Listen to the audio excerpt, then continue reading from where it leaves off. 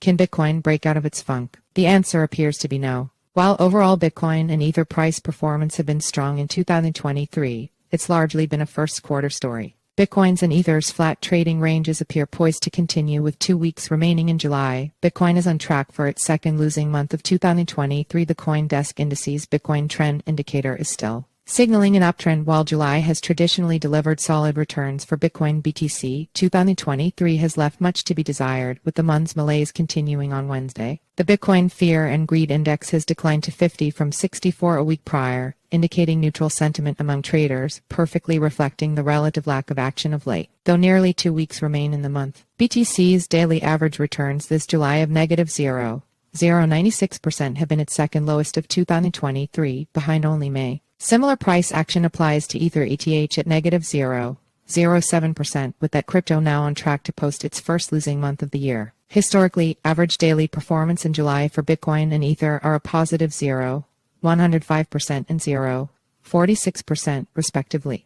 In some ways, it's difficult to take issue with the relative lack of performance. Bitcoin and Ether have essentially decoupled from everything, including once strong correlations to traditional equity indexes that have essentially disappeared. There's also the dissipation of a previously strong inverse relationship between Bitcoin and the US dollar index, which runs counter to the narrative of BTC serving as an inflation hedge.